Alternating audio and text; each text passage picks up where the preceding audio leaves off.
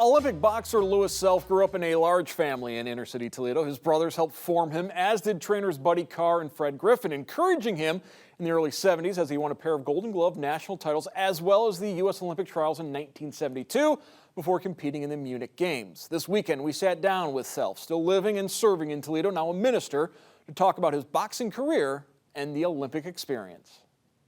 Him and Fred Griffin, but Buddy said some things to me that I could never forget. He would always tell me, you're going to be the best. He taught me encouragement. He told me always, you're going to be the best. For a while, I was a difficult bleeder because I came up in a family low income, but yet I came up from a wonderful blessed home, and there was things that we believed and didn't believe. But after a while, Buddy wouldn't do nothing but drill me. Kept saying, you are going to be the best. Fred Griffin started repeating what Buddy said. For you, next thing you knew, I started believing I'm going to be the best. I started believing in myself, which I call encourage yourself. And things began, one thing led to another, and then I got in the gloves, and you know it, rest is history. What were some of the things you learned from boxing? As I repeat, and I'll say it clearly, I learned character. I learned that you have to be patient, because failure don't mean you lost. Mm-hmm. Failure just means you got to get back up again. And I learned determination, because I was determined to be better. I saw a guy I was going to fight, and he was super better than me. Jumping rope, I got my first national tournament.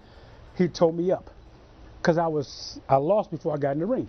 But anyway, going back, these things cause you to want to be somebody. And that's what I love about boxing. I never claimed to be an A student, but I sure tried to be. I never wanted to make boxing my life, but I just started fighting. Until the Lord called me out and made a difference in my life. And then I started fighting, but from the rings, I now fight the good fight of faith. And that what makes a difference. And I am who I am, and by the grace of God. So Fred and Buddy drilled into you that you could be the greatest. Yes. 1972, you make the Olympic yes. boxing team. You met the greatest. Tell me about yes. Muhammad Ali. Oh, you know about him. You heard about him. He's a trip. Because he's always got something to say. And to fight in front of him scared me, because he was in the ring side with 𝗍𝗫𝗄𝗏. Mm-hmm. But to meet him was a lifetime experience. And not only Ali, I took pictures with George Foreman. Yeah. And so he was a great man too. But Ali is, again, I believe, personally, it's my opinion, he's the best ever as far as the ring concerned. And he proved himself even when he was defeated. He's a wonderful person. He's very intelligent. He was always speaking wisely. He speaks very fluently, and he's an encourager. So there's more things you can say about him, but I guess let him rest in peace. But it's good we have to talk about people that are necessarily unforgettable, yeah. And he's one of them, especially in the boxing ring. Absolutely. Yes. 24 years after you boxed in the Olympics, you're once again called back to the Olympics. You carried the torch through Toledo in 1996. Yes. You don't mind me acting like it. Yes. What was that like? Carrying the torch? Yeah. Fantastic. Dream-like.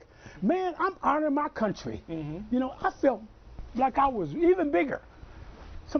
Going to the Olympics, you can't get no higher, because as far as the amateurs, that is the highest they go. Now they have pros in it, but they didn't have pros then. But to be an Olympic torchbearer, yes. It was a thrill of a lifetime, because I'm carrying the torch and I'm running with it, and I have it, you know. And to carry the torch is representative of being like standing for your country.